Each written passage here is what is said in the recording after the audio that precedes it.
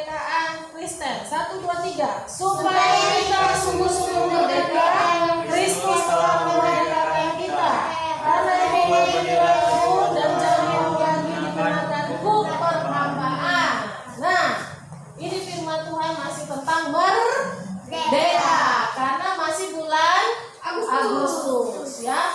Nah, ternyata kita ini sudah dimerdekakan dari apa? Dari dosa, dari perhambaan, dari maut, ya, dari maut. Oleh siapa? Maut itu kebinasaan, neraka maksudnya, ya. Oleh siapa kita dimerdekakan? Oleh Tuhan Yesus melalui kematiannya di kayu salib. Ya, jadi Tuhan Yesus yang datang ke dunia, dia mengambil rupa sebagai seorang manusia. Ya, bukan langsung jadi Superman atau Power Ranger atau Simpson, tidak. Tapi dia lahir sebagai manusia, ya.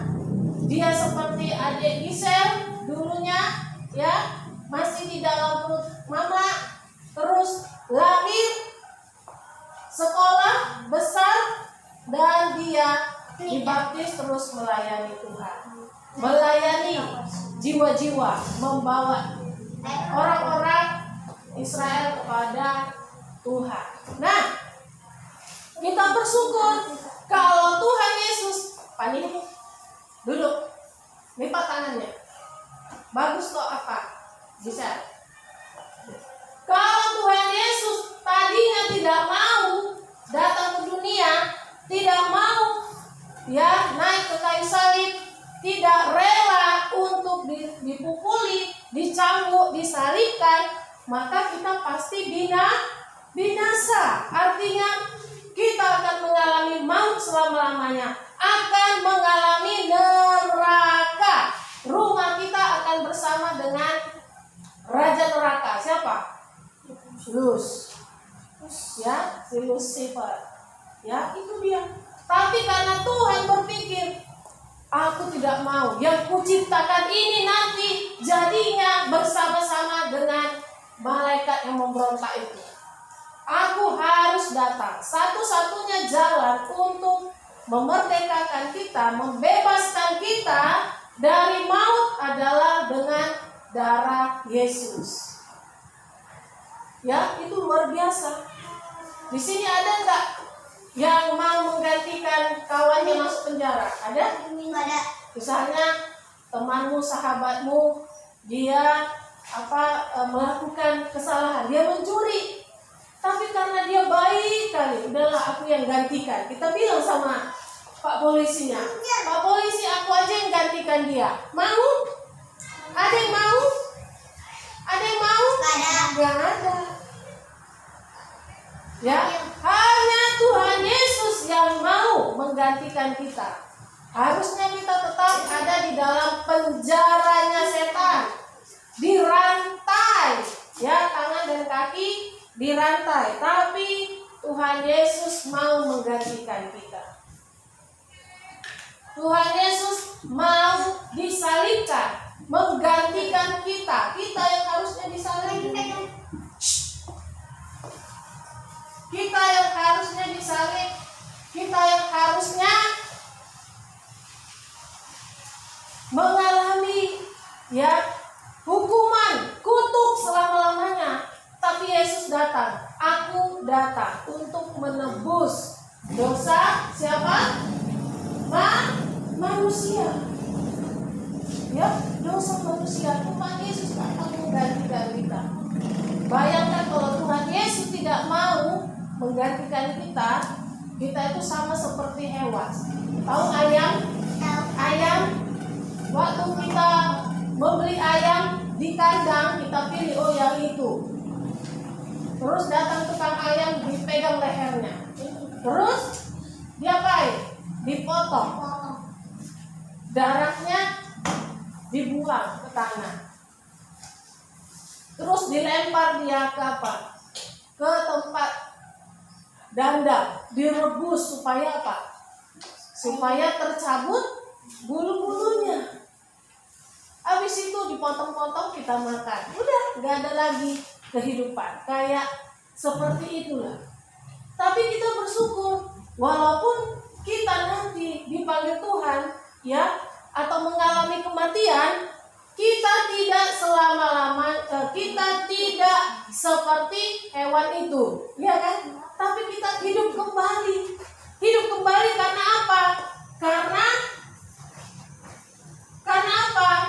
Karena darah Yesus yang sudah mengampuni kita, yang sudah menebus kita. Dan kita bisa jumpa lagi dengan orang tua kita. Kalau mereka masuk surga juga, kumpul lagi. Ya seperti mimpi. Ya waktu kita tidur kita mimpi. Terus bangun tidur kita sudah berada di tempat lain. Wah, luar biasa. Jadi kita tidak mengalami yang seperti hewan. Ya kita bersyukur kepada Tuhan. Ternyata hidup kita berarti.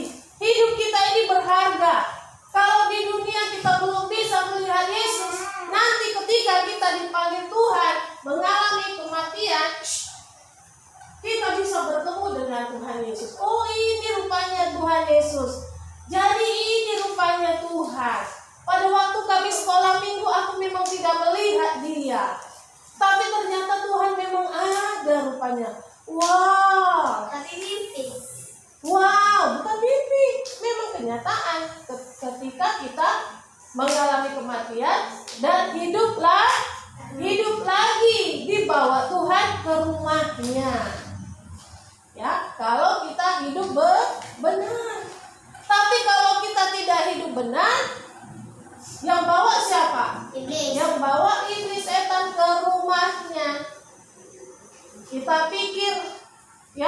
Kita pikir bagus rumahnya, ternyata teriak-teriak kita minta tolong, suara kita hanya di mulut kita, gak ada yang dengar. Oh, ternyata begini rupanya mukanya, wajahnya si iblis ini, setan ini. Oh, pantaslah kami usir dia, pantaslah kami berdoa, kami tolak dia dalam nama Yesus. Ya, ternyata ya seperti itu. Nah, kita bersyukur kepada Tuhan. Tuhan Yesus sudah memerdekakan kita. Nah, kita sudah merdeka dari dosa, dari maut, dari neraka, dari budak dosa, dari budak setan. Nah, kita sudah merdeka. Apa? Kita sudah merdeka. Ya, dari dosa karena Yesus, karena darah Yesus. Nah, karena Tuhan sudah memerdekakan kita, ada tugas kita. Sama seperti Indonesia sudah merdeka, tapi kalau Indonesia tidak menjaga ya negaranya tetap aman, maka Indonesia akan dijajah kembali. Seperti itu juga kita. Kalau kita tidak menjaga, mengisi kemerdekaan yang Tuhan berikan, maka kita akan dijajah lagi, diperbudak lagi, jadi budak setan, mengalami maut. Jadi Tuhan bilang, aku sudah tidak bisa lagi menggantikanmu. Cukup sekali, kata Tuhan. Cukup sekali aku mati di kayu salib. Jadi kita harus isi kemerdekaan yang Tuhan berikan. Hidup kita yang sudah merdeka ini dengan apa? Dengan hidup yang menyenangkan hati Tuhan. Caranya bagaimana? Yang menyenangkan hati Tuhan. Kalau kalian Tuhan Yesus, kalian mau apa sama pengikutnya, sama murid-muridnya? Oh, aku mau dia itu menyembah aku. Aku mau dia itu menyenangkan hatiku. Gak boleh buat aku sedih. Nah, pasti seperti itu, ya. Aku mau dia berbuat yang benar, yang baik. Tidak boleh melakukan yang jahat. Nah, itu dia. Karena orang yang merdeka itu dia harus hati-hati, ya, setiap hari. Mulutnya kan sudah merdeka, tak boleh lagi jadi budak setan. Gak boleh lagi mulutnya dipakai seperti tadi bahasa Bataknya. Oh, toh. Jangan lagi bilang seperti itu. Mulut kita sudah dimerdekakan, pikiran kita sudah dimerdekakan. Jadi dijaga. Ya, kalian bisa dengar? Lipat tangannya kan sudah dimerdekakan. Senangkan hati Tuhan. Siapa tahu dia sudah siapkan berkat sama kita. Ya, karena kalau Tuhan sudah disenangkan, dia akan senang sekali memberkati kita. Ya, mulut kita sudah dimerdekakan. Mata kita sudah dimerdekakan.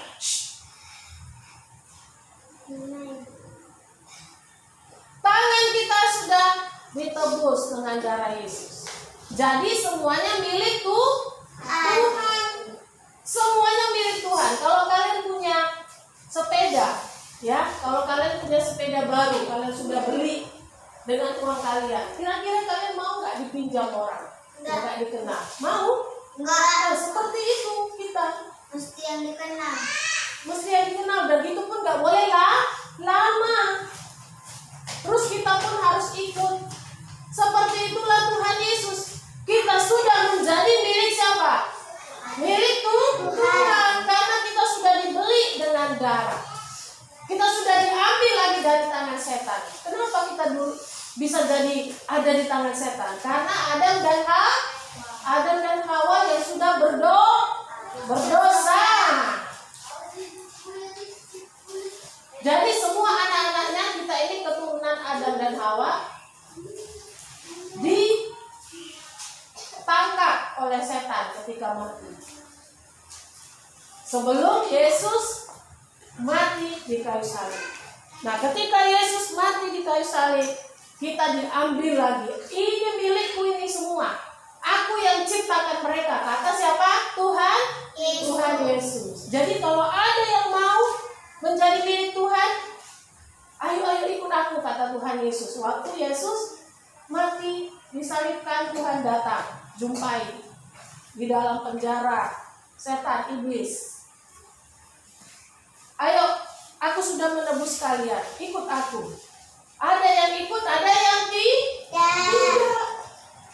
Yang tidak itu kasihan kali ya. Ditipu, ya, ditipu oleh setan. Nah, kita seperti kita yang punya sepeda, yang sudah beli sepeda itu dengan uang kita, susah payah kita belinya. Kita nggak mau sepeda itu diambil orang atau dipakai orang dengan tidak permisi atau tanpa izin. Seperti itu juga Tuhan Yesus sudah beli kita dengan darahnya. Tuhan Yesus sudah berkorban dengan naik ke kayu salib, penderitaan yang luar biasa. Kita ini sudah menjadi apa? Milik Tuhan Yesus. Jadi kita nggak boleh dipakai lagi oleh setan. Ya, tangannya, kakinya, matanya, mulutnya, telinganya, semua sudah milik Tuhan Yesus. Gak boleh dipinjam oleh setan. Gak boleh dipakai lagi oleh setan. Jadi seperti lagunya, saat iblis merayuku, terus ditolak atau diterima? Atau disapa? Hei, kita bilang sama setan. Hei, hai, kita bilang sama setan. Apa yang mau kita lakukan? Kita bilang gitu. Apa yang kau tawarkan? Kita bilang. Ya, tapi ditolak karena setan itu licik. Ya, licik. Ingat, saat iblis merayuku, aku tolak itu dalam nama Yesus, bukan pakai nama mama atau nama bapak. Bukan teriak, "Ma, Pak, Bu." Bukan, tapi pakai nama Yesus. Saat iblis menggodaku, ngapain kita? Aku pun berdoa dalam nama Yesus. Jadi berdiri teguh, aku sudah merdeka. Aku milik Tuhan Yesus. Jadi aku nggak boleh lagi kasih tubuhku, anggota tubuhku, hidupku kepada siapa? Iblis. Aku sudah dibayar dengan darah Yesus. Tidak boleh lagi jadi milik iblis. Ya, tetap kuat, tetap teguh. Berdoa tolak setiap rayuan godaan dalam nama Yesus. Kita pasti menang kalau kita kuat dan teguh dalam Tuhan. Amin. Amin. Amin. Tuhan Yesus memberkati.